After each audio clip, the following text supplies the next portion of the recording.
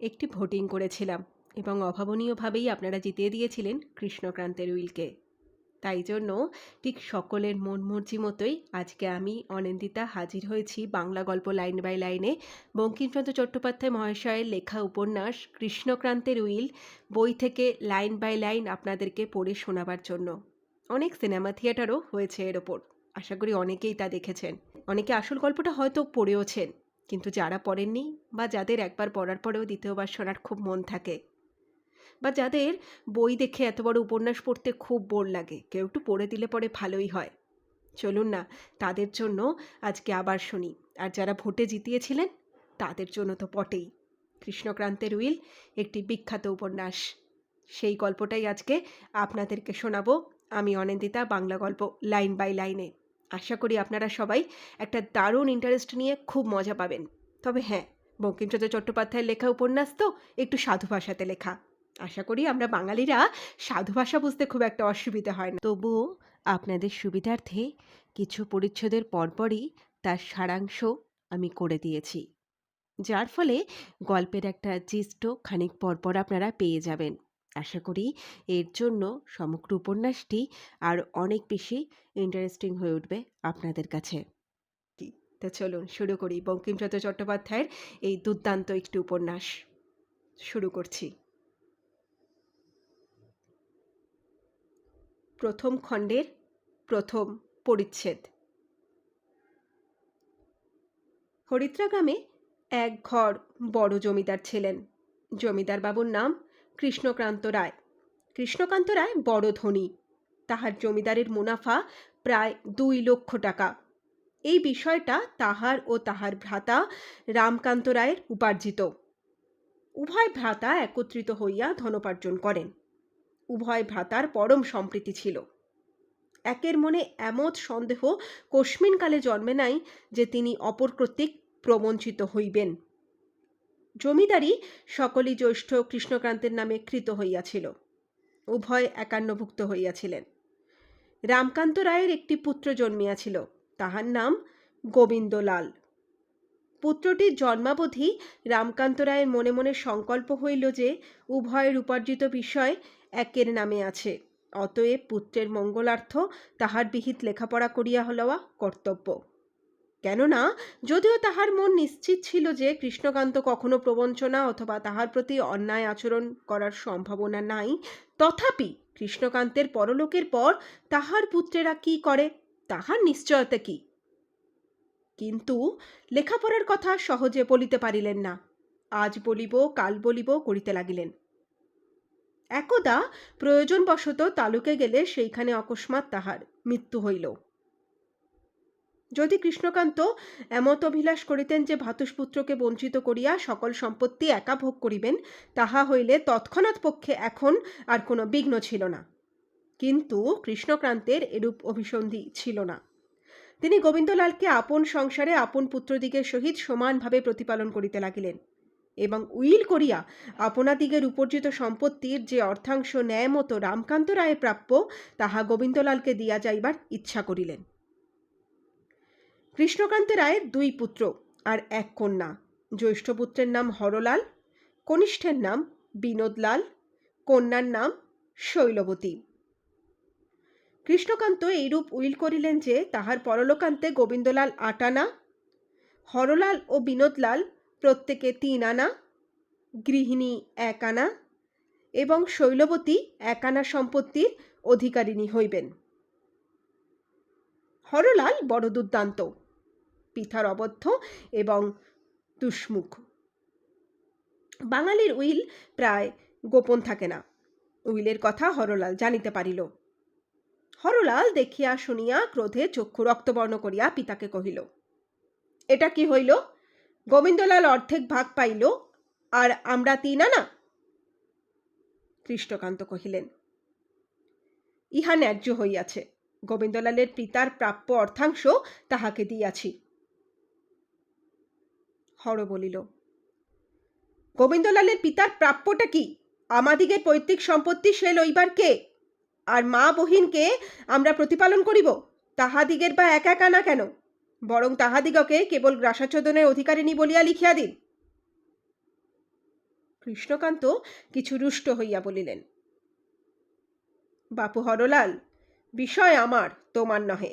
আমার যাহাকে ইচ্ছা তাহাকে দিয়া যাইব।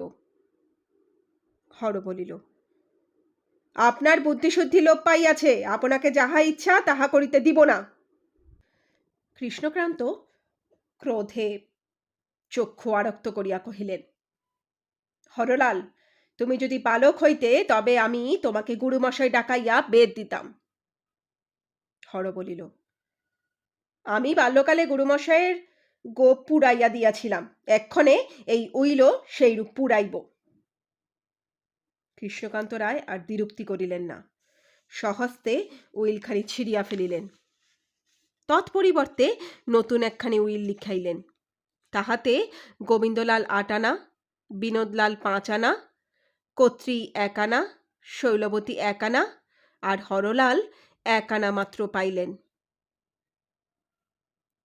রাগ করিয়া হরলাল পিতৃগৃহ ত্যাগ করিয়া কলকাতায় গেলেন।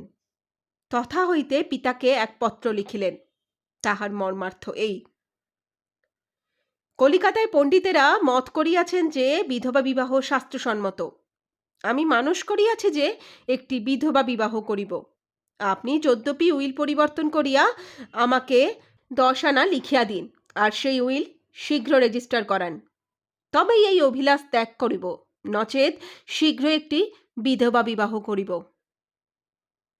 হরলাল মনে করিয়াছিল যে কৃষ্ণকান্ত ভয়ে ভীত হইয়া উইল পরিবর্তন করিয়া হরলালকে অধিক বিষয় লিখিয়া দিবেন। কিন্তু কৃষ্ণকান্তের যে উত্তর পাইলেন তাহাতে সে ভরসা রহিল না। কৃষ্ণকান্ত লিখিলেন, তুমি আমার ত্যায্য পুত্র, তোমাকে যাহা ইচ্ছা তাহাকে বিবাহ করিতে পারো। আমার যাহাকে ইচ্ছা তাহাকে বিষয় দিব। তুমি এই বিবাহ করিলে আমি উইল বদলাইব বটে, কিন্তু তাহাতে তোমার অনিষ্ট ব্যতীত ইষ্ট হইবে না। ইহার কিছু পরেই হরলাল সংবাদ পাইলেন যে তিনি বিধবা বিবাহ করিয়াছেন। কৃষ্ণকান্ত রায় আবার উইলখানি ছিঁড়িয়া ফেলিলেন। নতুন উইল করিবেন। পাড়ায় ব্রহ্মানন্দ ঘোষ নামে একজন নিরীহ ভালো মানুষ লোক বাস করিতেন। কৃষ্ণকান্তকে জ্যাঠা মহাশয় বলিতেন এবং তৎকর্তৃক অনুগৃহীত এবং প্রতিপালিতও হইতেন। ব্রহ্মানন্দের হস্তাক্ষর উত্তম। এই সকল লেখাপড়া তাহার দ্বারাই হইত। কৃষ্ণকান্ত সেই দিন ব্রহ্মানন্দকে ডাকিয়া বলিলেন যে আহারাদির পর এখানে আইসো, নতুন উইল লিখিয়া দিতে হইবে। বিনোদলাল তথায় উপস্থিত ছিলেন।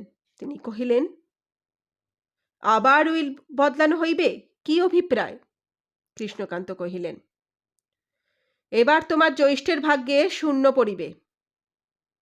বিনোদ বলিল, ইহা ভালো হয় না। তিনি যেন অপরাধী, কিন্তু তাহার একটি পুত্র আছে, সে শিশু, নিরপরাধী, তাহার উপায় কি হইবে? কৃষ্ণ বলিল, তাহাকে 1 পাই লিখিয়া দিব। বিনোদ বলিল, 1 পাই বখরায় কি হইবে? কৃষ্ণ বলিল, আমার আয় 2 লক্ষ টাকা, তার 1 পাই বখরায় 3000 টাকার ওপর হয়। তাহাতে একজন গৃহস্থের গাসাচ্ছাদন অনায়াসে চলিতে পারে, ইহার অধিক দিব না।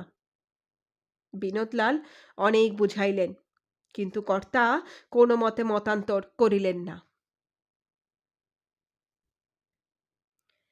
শুরু করতে চলেছি 2য় পরিচ্ছেদ। ব্রহ্মানন্দ স্নানাহার করিয়া নিদ্রার উদ্যোগে ছিলেন। এমত সময় বিস্বাপন্ন হইয়া দেখিলেন যে হরলাল রায়। হরলাল আসিয়া তাহার শিয়রে বসিলেন। ব্রহ্মানন্দ বলিল, সে কি বড়বাবু, যে কখন বাড়ি এলে? হর বলিল, বাড়ি এখনো যাই নাই।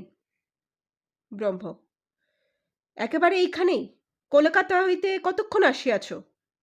হর, কলকাতা হইতে 2 দিবস হইল আসিয়াছি। এই 2 দিন কোন স্থানে লুকাইয়াছিলাম। আবার নাকি নতুন উইল হইবে? ব্রহ্ম, এই রকম তো শুনিতেছি। হর, আমার ভাগে একেবারে শূন্য? ব্রহ্ম, কর্তা এখন রাগ কইরা তাই বলছেন, কিন্তু সেটা থাকবে না। হর, আজ বিকেলে বোঝাপড়া হবে, তুমি লিখিবে। ব্রহ্ম, তা কি করব ভাই, কর্তা বললে তো না করতে পারি না। হর: ভালো, তাতে তোমার দোষ কি? এখন কিছু রোজগার করিবে? ব্রহ্ম: কিলটে চট্টা, তা ভাই মারো না কেন? হর: তা নয়, 1000 টাকা। ব্রহ্ম: বিধবা বিয়ে কইরে নাকি? হর: তাই। ব্রহ্ম: বয়স গেছে? হর: তবে আরেকটি কাজ বলি, এখনই আরম্ভ করো, আগামী কিছু গ্রহণ করো। এই বলিয়া ব্রহ্মানন্দের হাতে হরলাল 500 টাকার নোট দিলেন। ব্রহ্মানন্দ নোট পাইয়া উল্টিয়া পাল্টিয়া দেখিল, বলিল, ইহা লইয়া আমি কি করিব? হর: পুঁজি করিও, 10 টাকা মতি গোয়ালিনীকে দিও। ব্রজ: গোয়ালা ফোয়ালার কোনো এলাকা রাখি না, কিন্তু আমায় কি করিতে হইবে? হর: 2টি কলম কাটো, 2টি যেন ঠিক সমান হয়।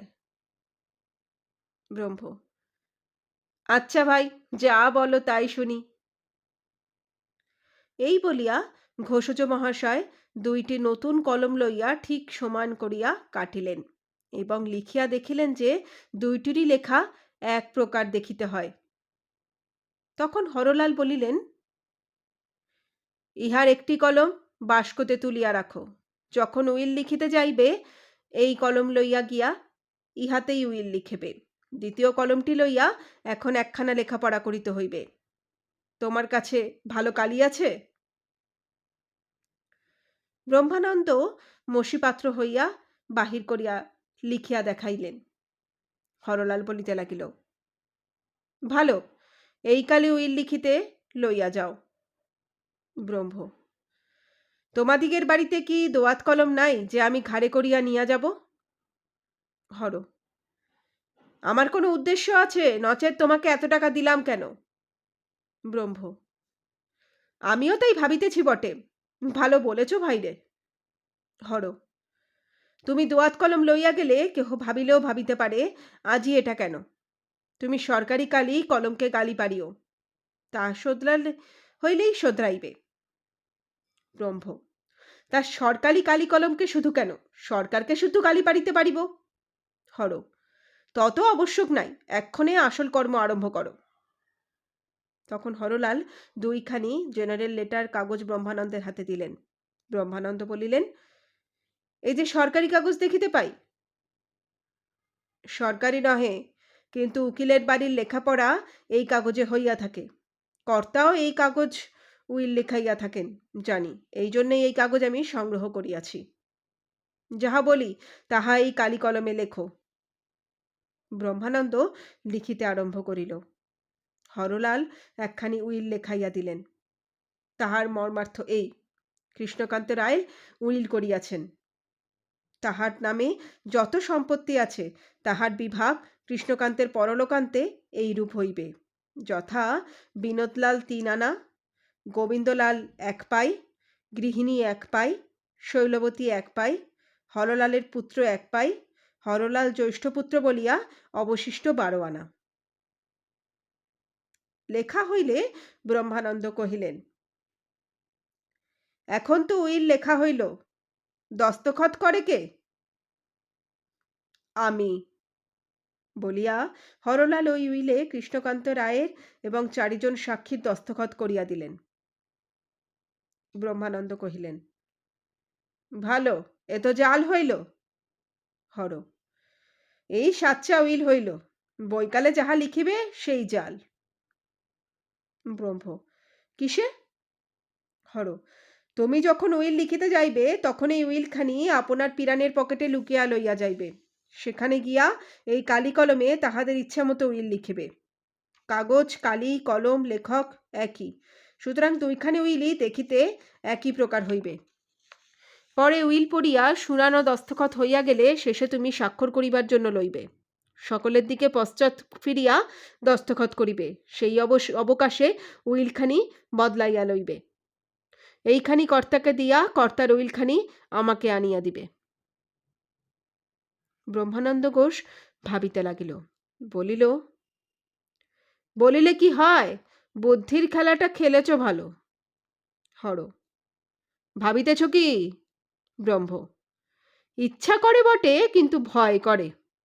তোমার টাকা ফিরাইয়া লও, আমি কিন্তু জালের মধ্যে থাকিব না।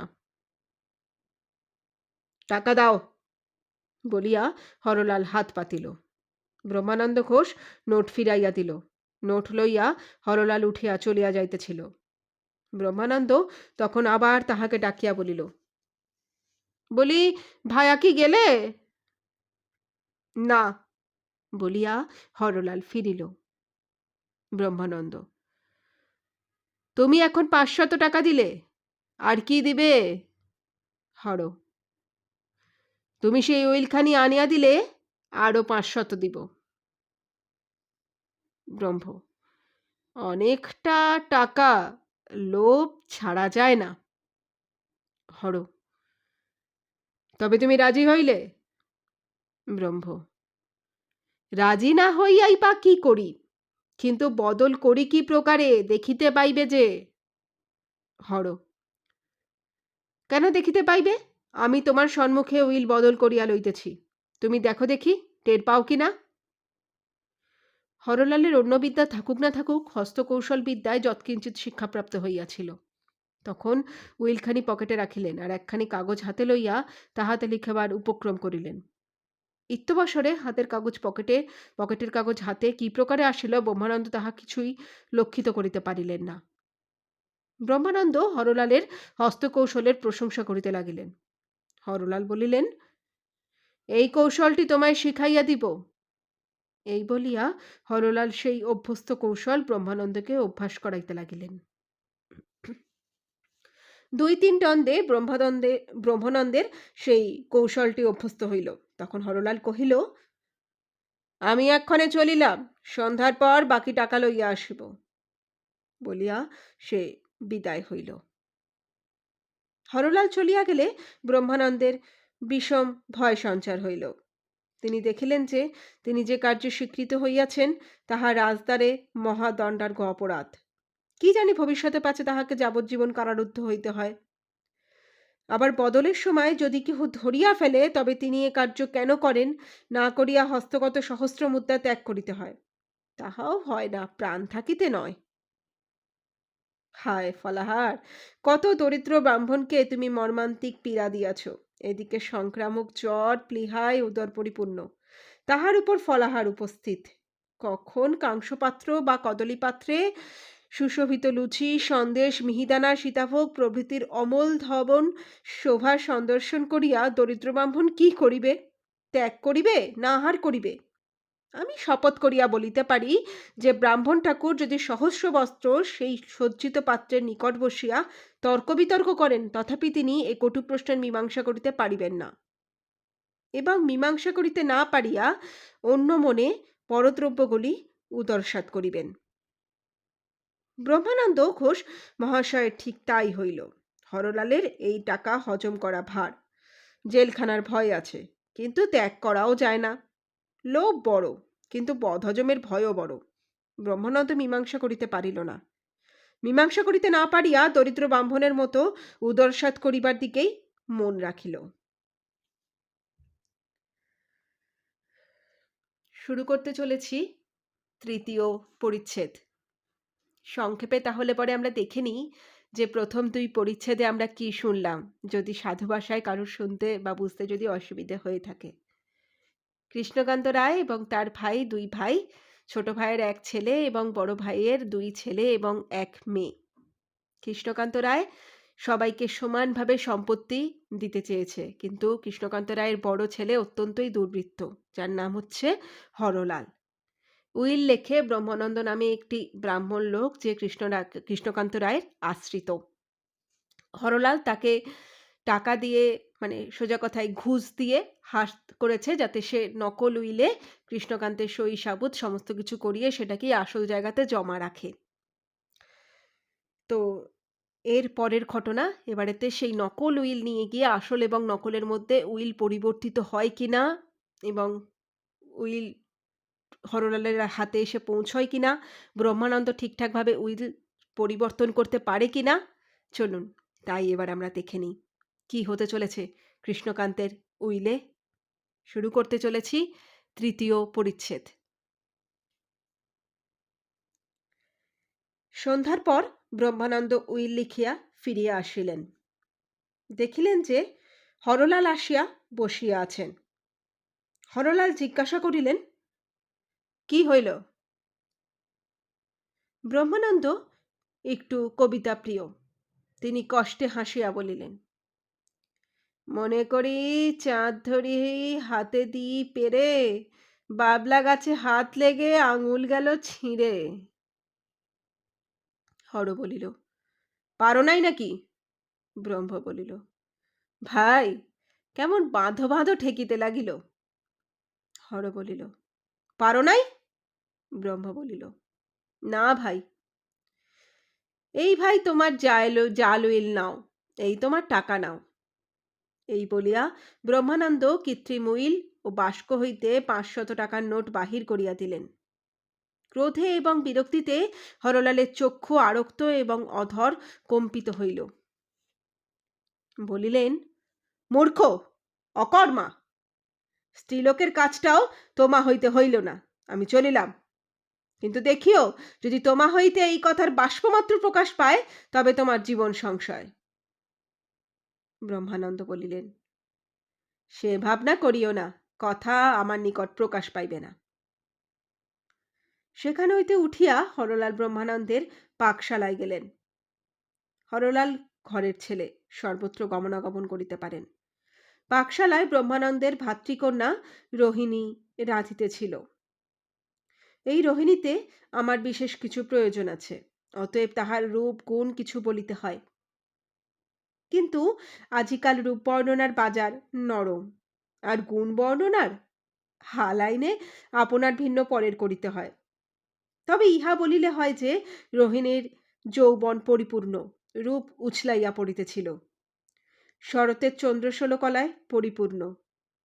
সে অল্প বয়সে বিধবা হইয়াছিল, কিন্তু বৈধব্যের অনুপযোগী অনেকগুলি দোষ তাহার ছিল। দোষ, সে কালো পেরে ধুতি পরিত, হাতে চুড়ি পরিত, পানও বুঝি খাইত। এদিকে রন্ধনে সে দ্রৌপদী বিশেষ বলিলে হয়। ঝোল, অম্বল, চচ্চড়ি, শস্যরি, ঘণ্ট, ডালনা ইত্যাদিতে সিদ্ধহস্ত।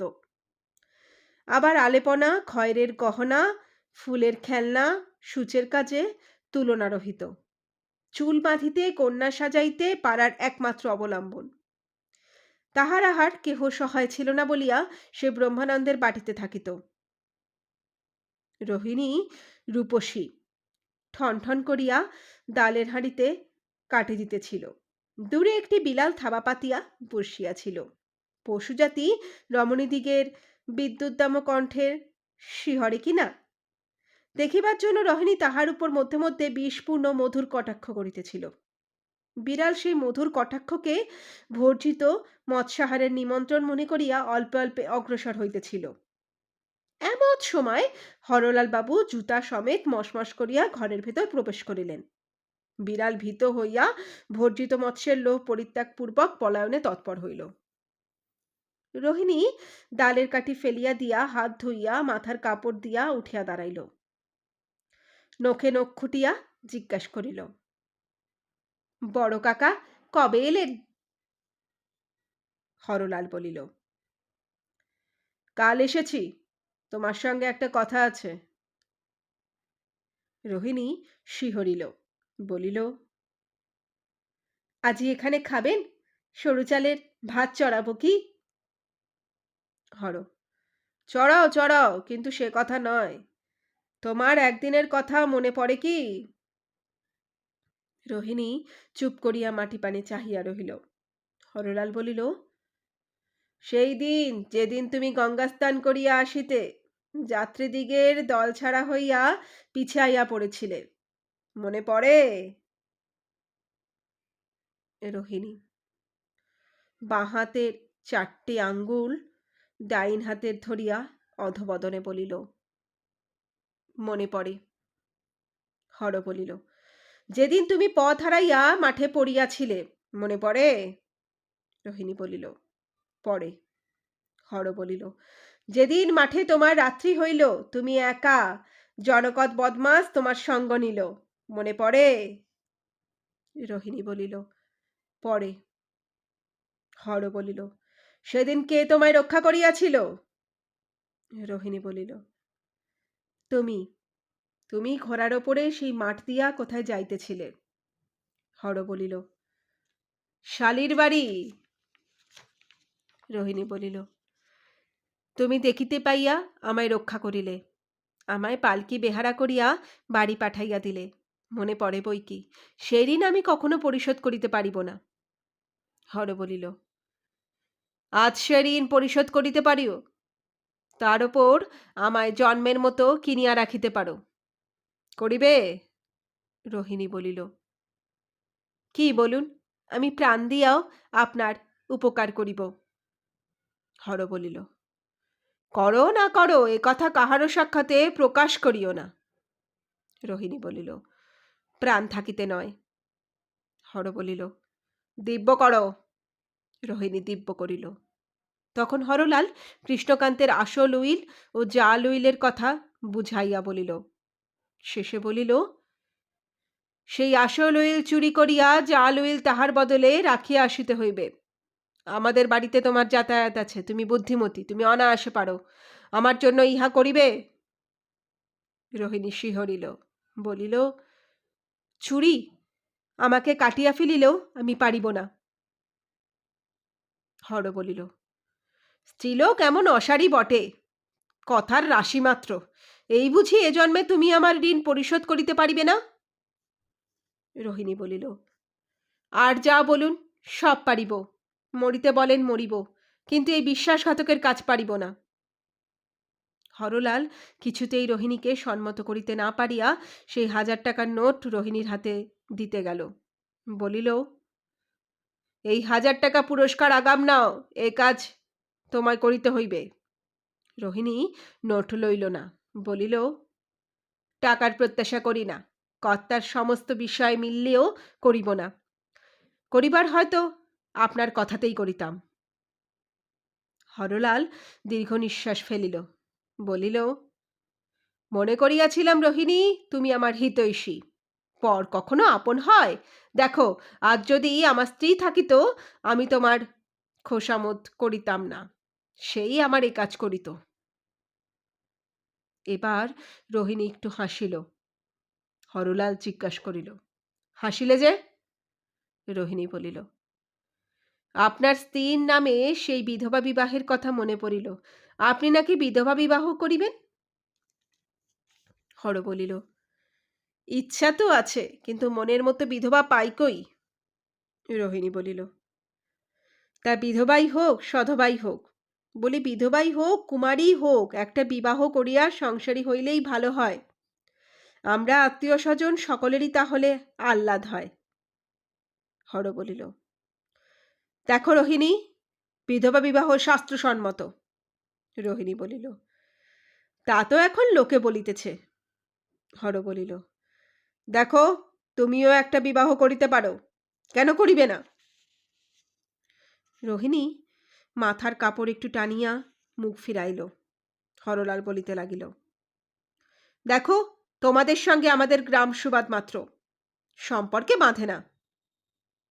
এবার রোহিণী লম্বা করিয়া মাথার কাপড় টানিয়া দিয়া উনুন গোড়ায় বসিয়া ডালে কাঠি দিতে আরম্ভ করিল। দেখিয়া বিষণ্ণ হইয়া হরলাল ফিরিয়া চলিল। হরলাল দ্বার পর্যন্ত গেলে রোহিণী বলিল,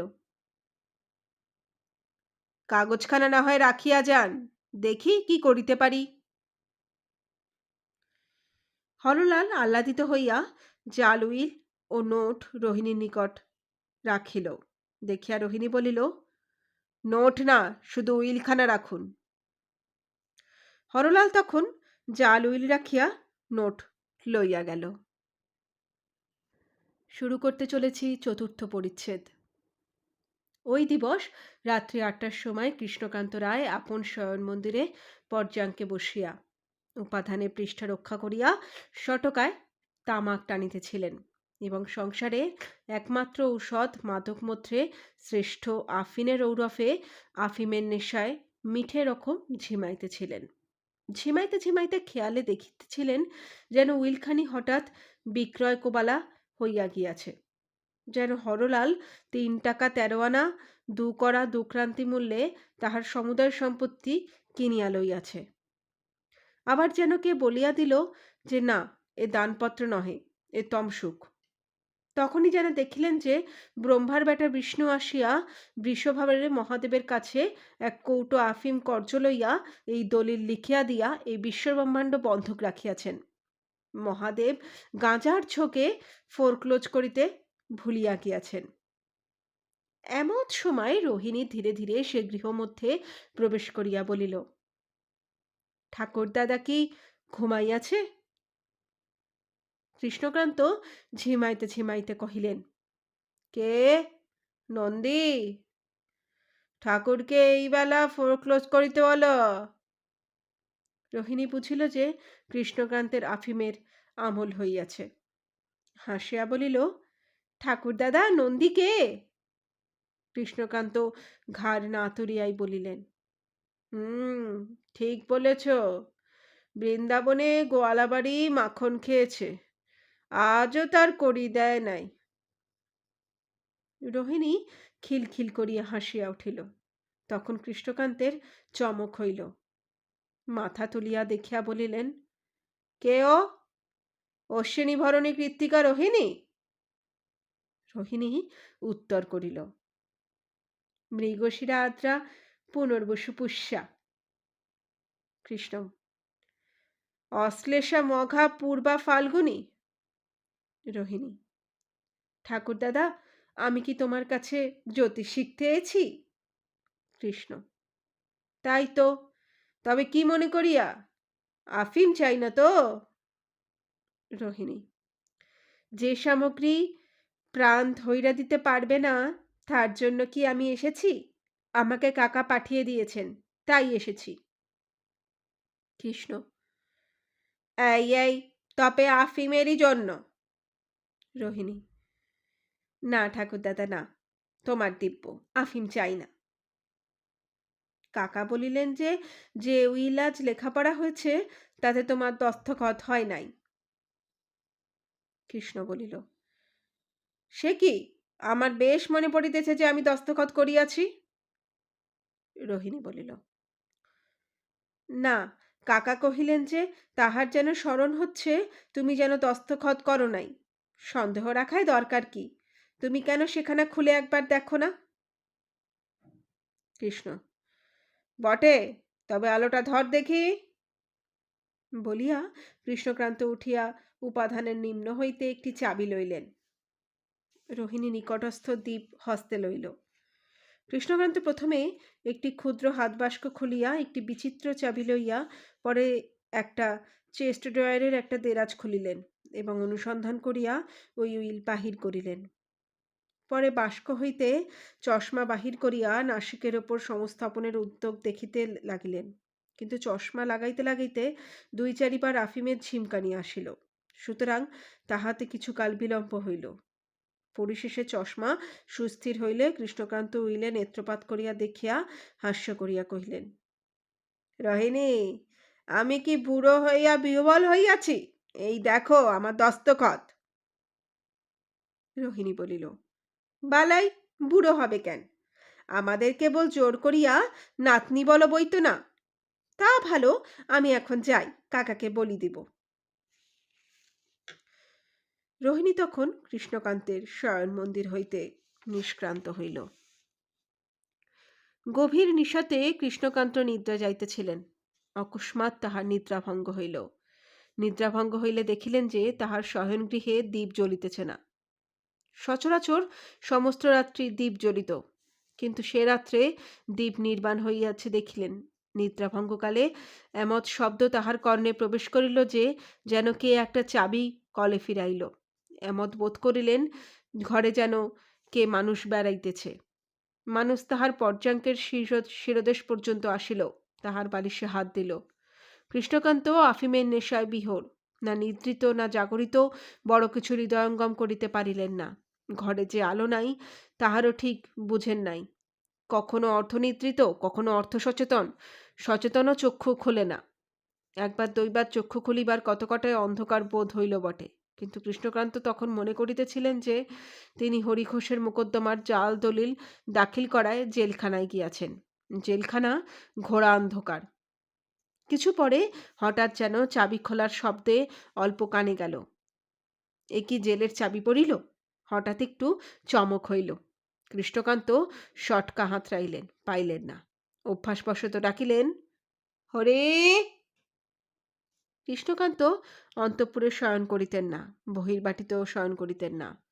উভয়ের মধ্যে একটি ঘর ছিল, সেই ঘরে শয়ন করিতেন। সেখানে হরি নামক একজন খানসামা তাহার প্রহরী স্বরূপ শয়ন করিত, আর কেহ না। কৃষ্ণকান্ত তাহাকে ডাকিলেন, হরে। কৃষ্ণকান্ত বারেক মাত্র হরিকে ডাকেন, আবার আফিমে ভোর হইয়া ঝিমাইতে লাগিলেন। আসল উইল তাহার গৃহ হইতে সেই অবসরে অন্তর্হিত হইল, জাল উইল তৎপরিবর্তে স্থাপিত হইল। শুরু করতে চলেছি পঞ্চম পরিচ্ছেদ। পরদিন প্রাতে রোহিণী আবার রাঁধিতে বসিয়াছে, আবার সেখানে হরলাল উকি মারিতেছে। ভাগ্যস ব্রহ্মানন্দ বাড়ি ছিল না, নহিলে কি একটা মনে করিতে পারিত। হরলাল ধীরে ধীরে রোহিণীর কাছে গেল। রোহিণী বড় চাহিয়া দেখে না। হরলাল বলিল, চাহিয়া দেখো, হাঁড়ি ফাটিবে না। রোহিণী চাহিয়া দেখিয়া হাসিল। হরলাল বলিল, কি করিয়াছ? রোহিণী অপহৃত উইল আনিয়া হরলালকে দেখিতে দিল।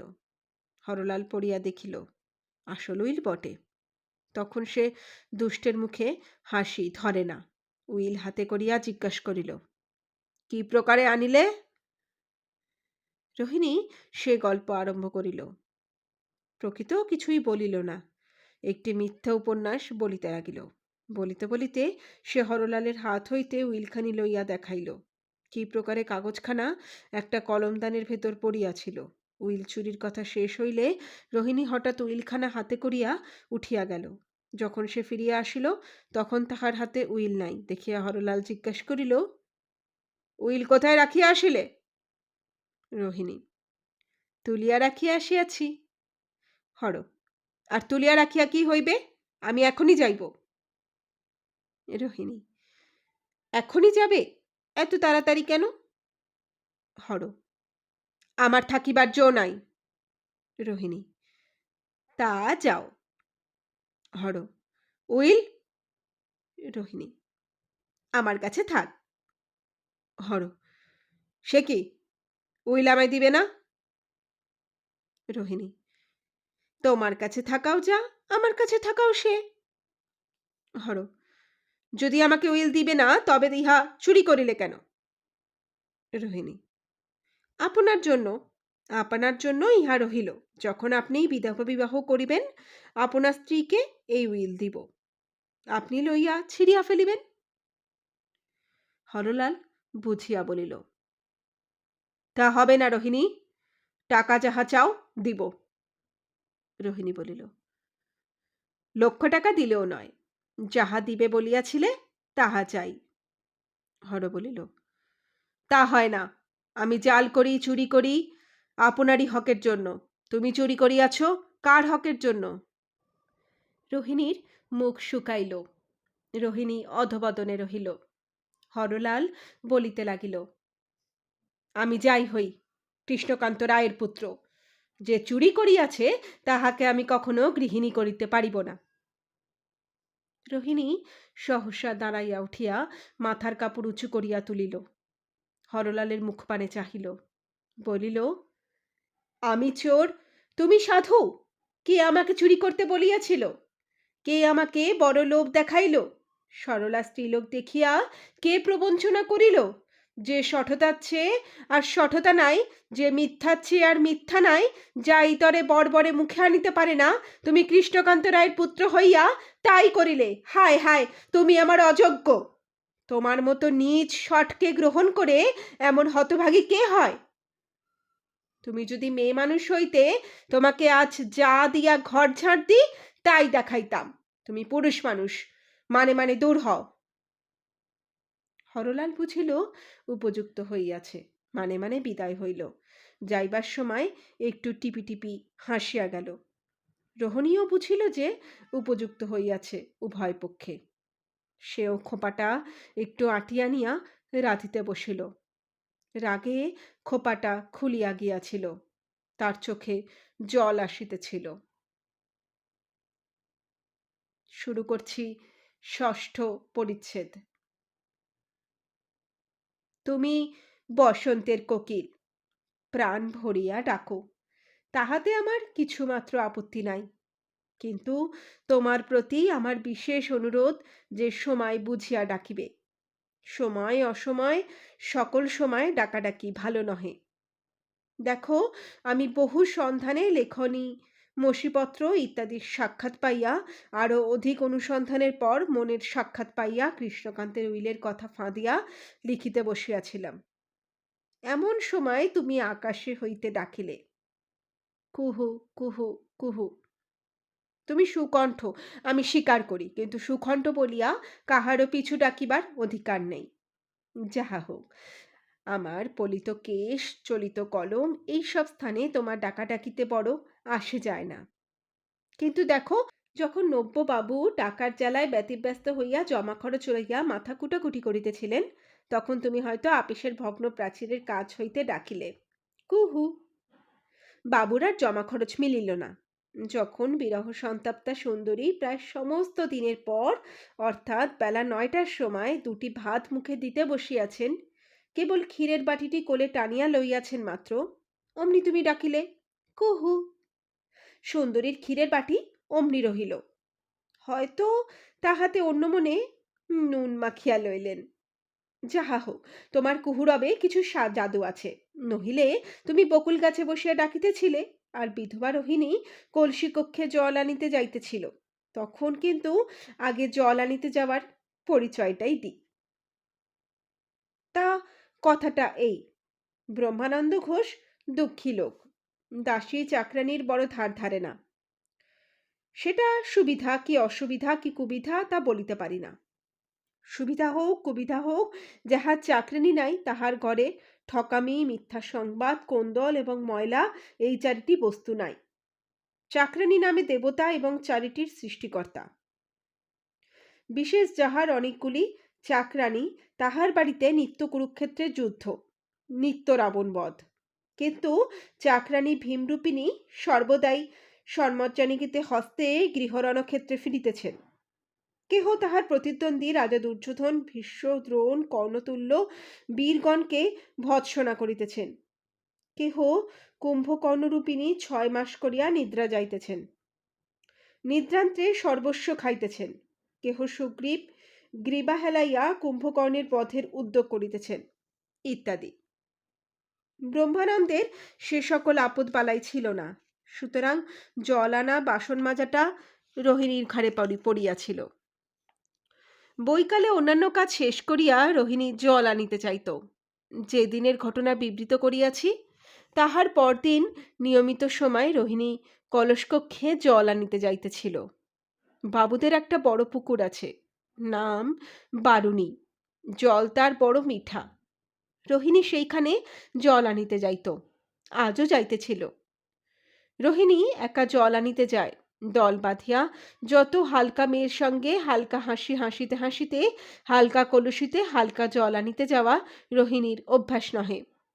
রোহিণীর কলসি ভারী, চাল চলনও ভারী। তবে রোহিণী বিধবা, কিন্তু বিধবার মতো কিছু রকম নাই। অধরে পানের রাগ, হাতে বালা, ফিতা পেরে ধুতি পরা, আর কাঁধের ওপর চারব নির্মিত কালভুজঙ্গিনী তুল্য কুন্তলীকৃতা ললয়মান মনোমনোহারিণী করবী। পিতলের কলসি কক্ষে চলনের দোলনে ধীরে ধীরে সে কলসি নাচিতেছে, যেমন তুরঙ্গে তুরঙ্গে হংসী নাচে, সেইরূপ ধীরে ধীরে গা দোলাইয়া কলসি নাচিতেছিল। চরণ দুইখানি আস্তে আস্তে প্রক্ষচ্যুত পুষ্পের মতো মৃদু মৃদু মাটিতে পড়িতেছিল। অমনি সে রসের কলসি তালে তালে নাচিতেছিল। হেলিয়া দুলিয়া পাল ভরা জাহাজের মতো ঠমকে ঠমকে চমকে চমকে রোহিণী সুন্দরী সরবৎ পথ আলো করিয়া জল লইতে আসিয়াছিল। এমন সময় বকুলের ডালে বসিয়া বসন্তের কোকিল ডাকিল, কুহু কুহু কুহু।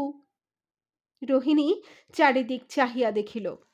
আমি শপথ করিয়া বলিতে পারি, রোহিণীর সেই ঊর্ধ্ববিক্ষিপ্ত স্পন্দিত বিলল কটাক্ষ ডালে বসিয়া যদি সে কোকিল দেখিতে পাইত, তবে সে তখনই ক্ষুদ্র পাখিজাতি, তখনই সে সেই স্বরে বিদ্ধ হইত, উল্টি পাল্টি খাইয়া পা গোটা গড়িয়া ঝুপ করিয়া পড়িয়া যাইত।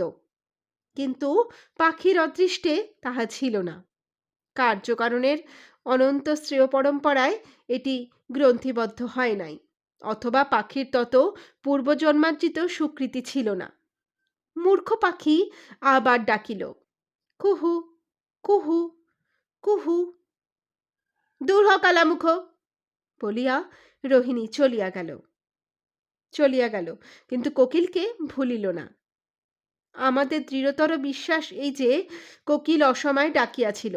গরিব বিধবা যুবতী একা জল আনিতে যাইতেছিল, তখন ডাকাটা ভালো হয় নাই। কেননা কোকিলের ডাক শুনিলে কতকগুলি বিশ্রী কথা মনে পড়ে। কে যেন হারাইয়াছে, যেন তাহা হারাইয়া যাওয়ায় জীবন সর্বস্ব অসাড় হইয়া পড়িয়াছে, যেন তাহা আর পাইব না, যেন কি নাই, কেন যেন নাই, কি যেন হইল না, কি যেন পাইব না, কোথায় যেন রত্ন হারিয়াছি, কে যেন কাঁদিতে ডাকিয়াছে, যেন এই জীবন বৃথাই গেল, সুখের মাত্রা যেন পুরিল না, যেন এই সংসারে অনন্ত সৌন্দর্য কিছুই ভোগ করা হইল না। আবার কুহু কুহু কুহু। রোহিণী চাহিয়া দেখিল, সুনীল নির্মল অনন্ত গগন, নিঃশব্দ, অথচ সেই কুহুরবের সঙ্গে সুর বাঁধা। দেখিল নবপ্রস্ফুটিত আম্রমুকুল কাঞ্চন গৌর স্তরে স্তরে স্তরে স্তরে শ্যামল পত্রে বিমিশ্রিত, শীতল সুগন্ধ পরিপূর্ণ, কেবল মধুমক্ষিকা বা ভ্রমরের গুণগণে শোভিত, অথচ সেই কুহুরবের সঙ্গে সুর বাঁধা। দেখিল সরোবর তীরে গোবিন্দলালের পুষ্পোদ্যান, তাহাতে ফুল ফুটিয়াছে, ঝাঁকে ঝাঁকে লাখে লাখে স্তবকে স্তবকে শাখায় শাখায় পাতায় পাতায়, যেখানে সেখানে ফুল ফুটিয়াছে, কেহ শ্বেত, কেহ রক্ত, কেহ পীত, কেহ নীল, কেহ ক্ষুদ্র, কেহ বৃহৎ, কোথাও মৌমাছি, কোথাও ভ্রমর। সেই কুহুরবের সঙ্গে সুর বাঁধা, বাতাসের সঙ্গে তার গন্ধ আসিতেছে ওই পঞ্চমের বাঁধা সুরে। আর সেই কুসুমিত কুঞ্জবনে ছায়াতলে দাঁড়াইয়া গোবিন্দলাল নিজে, তাহার অতি নিবিড় কৃষ্ণ কুঞ্চিত কেশদাম চক্র ধরিয়া তাহার চম্পকরাজি নির্মিত স্কন্ধপরে পড়িয়াছে। কুসুমিত বিখ্যাধিক সুন্দর সেই উন্নত দেহের ওপর এক কুসুমিতা লতার শাখা আসিয়া দুলিতেছে। কি সুর মিলিল! এও সেই কুহুরবের সঙ্গে পঞ্চমে বাঁধা। কোকিল আবার এক অশোকের ওপর বসিয়া ডাকিল, কু। তখন রোহিণী সরোবর সোপান অবতরণ করিতেছিল। রোহিণী সোপান অবতীর্ণ হইয়া কলসি জলে ভাসাইয়া দিয়া কাঁদিতে বসিল। কেন কাঁদিতে বসিল তাহা আমি জানি না। আমি স্ত্রীলোকের মনের কথা কি প্রকারে বলিব? তবে আমার বড়ই সন্দেহ হয় ওই দুষ্ট কোকিল রোহিণীকে কাঁদাইয়াছে। শুরু করছি সপ্তম পরিচ্ছেদ। তার আগে আমরা আর একবার সংক্ষেপে জেনে নিই চতুর্থ, পঞ্চম এবং ষষ্ঠ পরিচ্ছেদেতে আমরা কি জানলাম। ব্রহ্মানন্দ উইল পরিবর্তিত করতে রাজি হয়নি। তার ফলে ব্রহ্মানন্দের আশ্রিতা বিধবা রোহিণী, যে তখনকার বিধবাদের কোনো নিয়মই মানিত না, পান খেয়ে মুখ লাল করিত, পাড় আলা শাড়ি পরিত, হাতে চুড়ি পরিত, অর্থাৎ সাজিয়া গুজিয়াই বেড়াইত। সেই আমিও বোধহয় তোমাদের সাধু ভাষায় বলে চলেছি, কি করব, একটা তালে পড়া তো। যাই হোক, আসল ছন্দে ফিরে আসি। তো রোহিণী রাজি হয় হরলালের সেই উইলকে পরিবর্তিত করে দিতে, এবং সে তা করতে সক্ষমও হয়। হরলাল তাকে লোভ দেখিয়েছিল যে বিধবা বিবাহিত যেহেতু সমর্থিত, তাই জন্য সে রোহিণীকে বিবাহ করিবে। কিন্তু চুরি করার পর, মানে উইল চুরি করার পর হরনাথ তা করতে রাজি হয় না। এর ফলেতে আমরা দেখতে পাই হরনাথ তার বদলে রোহিণীকে অনেক টাকা দিতে চায়, কিন্তু রোহিণী তাতে রাজি নয়। হরিণী কিন্তু এই বিধবা জীবন থেকে বেরোতে চায়, সে কিন্তু বিয়েই করতে চায়, যা হরনাথ রাজি হয় না এবং সে বলে যে আমি কৃষ্ণকান্ত রায়ের পুত্র। তাতে দুজনের জন্য এক প্রকার প্রচণ্ড ঝামেলা হয়ে যায় যে তুমিও তো ঠক প্রবঞ্চক, তাহলে আমি বাকি দোষ করলাম। তো সেক্ষেত্রে হরনাথ বলে যে তুমি তৈল চুরি করেছো, একজন যে চোর তাকে আমি কখনোই বিয়ে করব না। তো এই রকম বিভিন্ন বাগবিবন্ধার পরেতে চুরি করে আনা উইল শেষ পর্যন্ত রোহিণী কিন্তু হরলালকে দেয় না। এরপরেতে আমরা রোহিণীর রূপের কিছু বর্ণনা পাই, যা কোকিলের কুহু ডাকের সঙ্গে লেখক বঙ্কিমচন্দ্র চট্টোপাধ্যায় বর্ণনা করেছেন। এবং জল নিয়ে আসার পথে উদ্যানে, মানে সুন্দর ফুলের উদ্যানে, রোহিণী দেখতে পায় গোবিন্দলালকে এবং সেখানেতে কোকিলের কুকুর ডাক, ভ্রমর এবং মৌমাছির গুঞ্জন, অসংখ্য সুন্দর সুন্দর ফুল, তাদের মাঝে গোবিন্দলাল এবং তার ঝাঁকড়া চুল দেখে মোহিনী কিন্তু কিছুটা মোহিত হয় এবং তারপরে সে চান করতে যায় সরোবরে এবং সেখানে সে আপন মনে বসেই কাঁদতে থাকে। লেখক কিন্তু এখনো তার কারণ জানেন না, কেননা মেয়ে মনের খবর অত সহজে নাকি পাওয়া যায় না। গল্প কিন্তু এক অদ্ভুত ছন্দে এগিয়ে চলেছে। এবার আমরা শুরু করতে চলেছি সপ্তম পরিচ্ছেদ। বারুণী পুষ্করিণী লইয়া আমি বড় গলে পড়িলাম, আমি তাহা বর্ণনা করিয়া উঠিতে পারিতেছি না। পুষ্করিণীটি অতি বৃহৎ, নীল কাঁচের আয়না মতো ঘাসের ফ্রেমে আটা পড়িয়া আছে। সেই ঘাসের ফ্রেমের ওপরে আর একখানা ফ্রেম, বাগানের ফ্রেম। পুষ্করিণীর চারিপাশে বাবুদের বাগান, উদ্যান বৃক্ষের এবং উদ্যান প্রাচীরের বিরাম নাই। সেই ফ্রেমখানা বড় জাঁকালো, লাল, কালা, সবুজ, গোলাপি, সাদা, জরদ, নানা বর্ণ ফুলে মিনে করা। নানা ফলের পাতার বসানো। মাঝে মাঝে সাদা বৈঠকখানার বাড়িগুলা এক একখানা বড় বড় হীরের মতো অস্তগামী সূর্যের কিরণে জ্বলিতেছিল। আর মাথার উপর আকাশ, সেও সেই বাগান ফ্রেমে আটা, সেও একখানা নীল আয়না। আর সেই নীল আকাশ, আর সেই বাগানের ফ্রেম, আর সেই ঘাসের ফ্রেম, ফুল, ফল, গাছ, বাড়ি, সেই সব নীল জলের দর্পণে প্রতিবিম্বিত হইতেছিল। মাঝে মাঝে সেই কোকিলটা ডাকিতেছিল। এই সকল একরকম বুঝানো যায়, কিন্তু সেই আকাশ আর সেই কোকিলের ডাকের সঙ্গে রোহিণীর মনের কি সম্বন্ধ, সেটি বুঝাইতে পারিতেছি না। তাই বলিতেছিলাম যে এই বারুণী পুকুর লইয়া আমি বড় গলে পড়িলাম। আমিও গলে পড়িলাম, আর গোবিন্দলালও বড় গলে পড়িল। গোবিন্দলালও সেই কুসুমিতা লতার অন্তরাল হইতে দেখিতেছিল যে রোহিণী আসিয়া ঘাটের রানায় একা বসিয়া কাঁদিতেছে। গোবিন্দলাল বাবু মনে মনে সিদ্ধান্ত করিলেন, এ পাড়ায় কোনো মেয়ে ছেলের সঙ্গে কোন্দল করিয়া আসিয়া কাঁদিতেছে। আমরা গোবিন্দলালের সিদ্ধান্তে তত ভরাভর করি না। রোহিণী কাঁদিতে লাগিল। রোহিণী কি ভাবিতেছিল বলিতে পারি না, কিন্তু বোধ হয় ভাবিতেছিল যে কি অপরাধে এই বালবৈধব্য আমার অদৃষ্টে ঘটিল। আমি অন্যের অপেক্ষা এমন কি গুরুতর অপরাধ করিয়াছি যে আমি এই পৃথিবীর কোনো সুখ ভোগ করিতে পাইলাম না? কোন দোষে আমাকে এই রূপ যৌবন থাকিতে কেবল শুষ্ক কাঠের মতো ইহজীবন কাটাইতে হইল? যাহারা এই জীবনের সকল সুখে সুখী, মনে করো ওই গোবিন্দলাল বাবুর স্ত্রী, তাহার আমার অপেক্ষা কোন গুণে গুণবতী, কোন পুণ্য ফলে তাহাদের কপালে এই সুখ? আমার কপাল শূন্য। দূর হোক, পরের সুখ দেখিয়া আমি কাতর নই, কিন্তু আমার সকল পথ বন্ধ কেন? আমার এই অসুখের জীবন রাখিয়া কি করি? তা আমরা তো বলিয়াছি রোহিণী লোক ভালো নয়। দেখো, একটুতেই কত হিংসা। রোহিণীর অনেক দোষ। তার কান্না দেখে কাঁদিতে ইচ্ছা করে কি? করে না, কিন্তু অত বিচারে কাজ নেই। পরের কান্না দেখিলেই কাঁদা ভালো। দেবতার মেঘ কণ্ঠক্ষেত্রে দেখিয়া বৃষ্টি সম্বরণ করে না। তা তোমরা রোহিণীর জন্য একবার আহা বলো। দেখো, এখনো রোহিণী খাটে বসিয়া কপালে হাত দিয়া কাঁদিতেছে, শূন্য কলসি জলের ওপর বাতাসে নাচিতেছে। শেষে সূর্য অস্ত গেলেন। ক্রমে সরোবরের নীল জলে কালো ছায়া পড়িল। শেষে অন্ধকার হইয়া আসিল। পাখি সকল উড়িয়া গিয়া গাছে বসিতে লাগিল। গরু সকল গৃহাভিমুখে ফিরিল। তখন চন্দ্র উঠিল। অন্ধকারের উপর মৃদু আলো ফুটিল। তখনও রোহিণী ঘাটে বসিয়া কাঁদিতেছে, তাহার কলসি তখনও জলে ভাসিতেছে। তখন গোবিন্দলাল উদ্যান হইতে গৃহাভিমুখে চলিলেন। যাইবার সময় দেখিতে পাইলেন যে তখনও রোহিণী ঘাটে বসিয়া আছে। এতক্ষণ অবলা একা বসিয়া কাঁদিতেছে দেখিয়া তাহার একটু দুঃখ উপস্থিত হইল।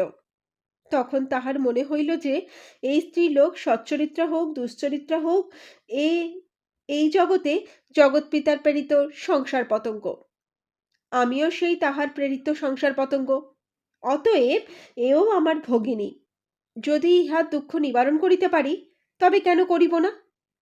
গোবিন্দলাল ধীরে ধীরে সোপানাবলী অবতরণ করিয়া রোহিণীর কাছে গিয়া তাহার পার্শ্বে চম্পক নির্মিত মূর্তিবৎ সেই চম্পক চন্দ্রকিরণে দাঁড়াইল। রোহিণী দেখিয়া চমকিয়া উঠিল। গোবিন্দলাল বলিলেন, রোহিণী, তুমি এতক্ষণ একা বসিয়া কাঁদিতেছ কেন? রোহিণী উঠিয়া দাঁড়াইল, কিন্তু কথা কহিল না। গোবিন্দলাল পুনরপি বলিলেন, তোমার কিসের দুঃখ? আমায় কি বলিবে না? তুমি যদি কোনো উপকার করতে পারি। যে রোহিণী হরলালের সম্মুখে মুখরার ন্যায় কথোপকথন করিয়াছিল, গোবিন্দলালের সম্মুখে সেই রোহিণী একটি কথাও কহিতে পারিল না, কিছু বলিল না। গঠিত পুত্তলির মতো সেই সরোবর সোপানের শোভা বর্ধিত করিতে লাগিল। গোবিন্দলাল স্বচ্ছ সরোবর জলে সেই ভাস্কর কীর্তিকল্প মূর্তির ছায়া দেখিলেন, পূর্ণচন্দ্রের ছায়া দেখিলেন এবং কুসুমিত কাঞ্চনাদি বৃক্ষের ছায়া দেখিলেন। সব সুন্দর, কেবল নির্দয়তা অসুন্দর। সৃষ্টি করুণাময়ী, মনুষ্য অকরুণ। গোবিন্দলাল প্রকৃতি স্পষ্টাক্ষর পড়িলেন। রোহিণীকে আবার বলিলেন, তোমার যদি কোনো বিষয় কষ্ট থাকে তবে আজই হোক কালই হোক আমাকে জানাইও। নিজে না বলিতে পারো তবে আমাদের বাড়ির স্ত্রীলোকদিগকে দ্বারাই জানাইও। রোহিণী এবার কথা কহিল, বলিল, একদিন বলিব, আজ নহে। একদিন তোমাকে আমার কথা শুনিতে হইবে। গোবিন্দলাল স্বীকৃত হইয়া গৃহাভিমুখে গেলেন। রোহিণী জলে ঝাঁপ দিয়া কলসি ধরিয়া তাহাতে জল পড়িল। কলসি তখন বকবক গলগল করিয়া বিস্তর আপত্তি করিল। আমি জানি, শূন্য কলসিতে জল পড়িতে গেলে কলসি কি মৃত কলসি কি মনুষ্য কলসি এইরূপ আপত্তি করিয়া থাকে, বড় গণ্ডগোল করে।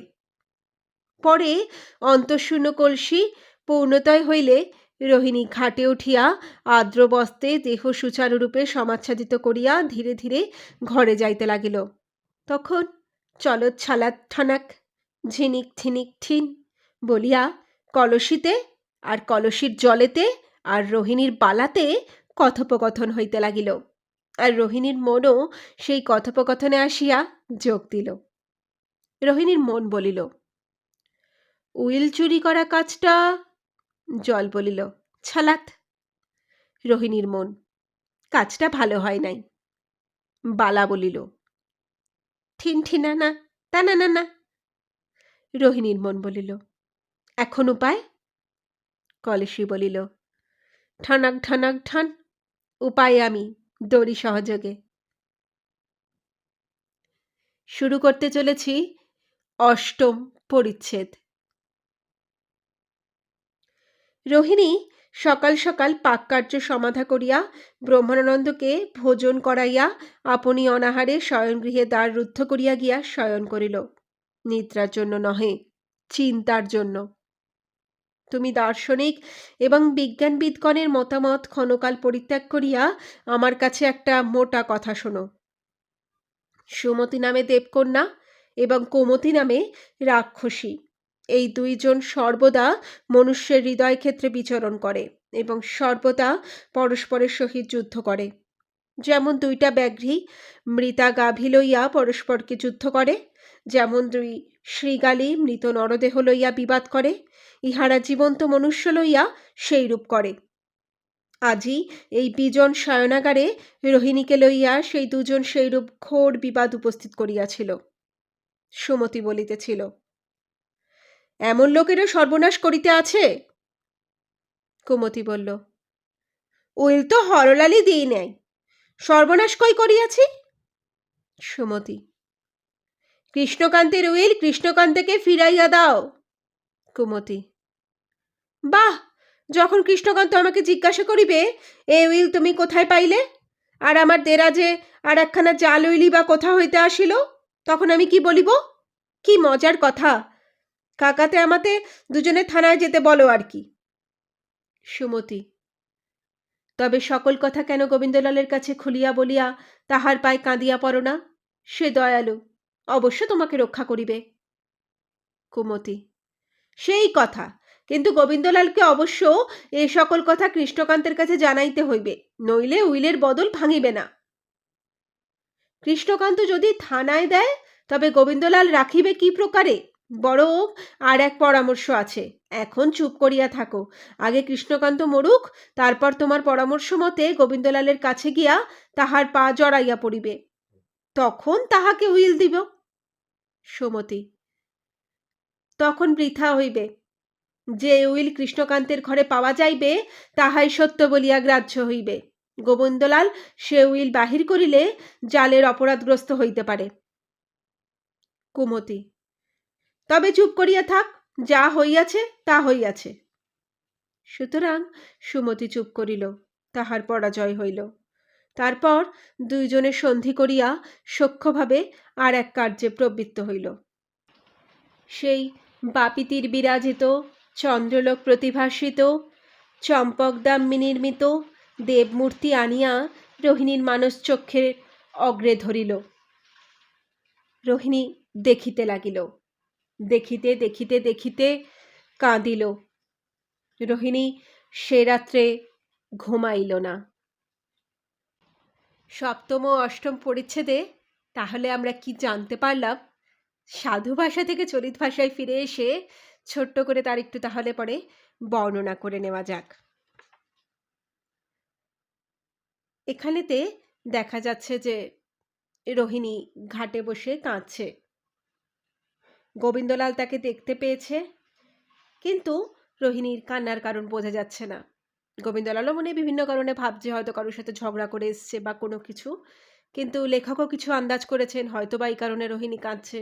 এবং তারপরে আমরা জানতে পারছি রোহিণী যে বিধবা, সেই কারণে রোহিণীর মনে দুঃখ জেগে উঠেছে যে সেই বা কিসে কার থেকে কম, এমনকি গোবিন্দলালের যে স্ত্রী তার থেকেই বা সে কিসে কম, রূপ থেকে শুরু করে কাজকর্ম সব কিছুতে সে সুনিপুণা। তাহলে পরে ভাগ্যবিধাতা তাকে কেন বৈধব্য দশা দিয়েছেন, কেন সে সংসারের কোনো কিছু সুখ নিতে পারে না, এই সব কিছু ভেবে ভেবে রোহিণী ঘাটে বসে কেঁদে যাচ্ছে। গোবিন্দলাল দেখতে পায় যে বিকেল ঘনিয়ে গিয়ে রাত্রির অন্ধকার চলে এসছে, কিন্তু রোহিণী তখনও বসে রয়েছে ঘাটে। তখন গোবিন্দলাল তার কাছে যায় এবং জিজ্ঞাসা করে যে সে কাঁদছে কেন, তাকে তার কারণ বলতে, এবং তাকে যদি সে না বলতে পারে তাহলে পরে গিয়ে তার বাড়িতে যারা স্ত্রীলোক রয়েছে তাদের সঙ্গেও সে জিনিসটাকে শেয়ার করতে পারে। রোহিণী তখন জানায় যে ঠিক আছে, একদিন সে অবশ্যই গোবিন্দলালকে সব কথা খুলে বলবে, এবং সেদিনকে কিন্তু গোবিন্দলালকে তার সব কথা শুনতেই হবে। গোবিন্দলালও সম্মত হয়। এরপর গোবিন্দলালও চলে যায় এবং রোহিণীও চলে আসে।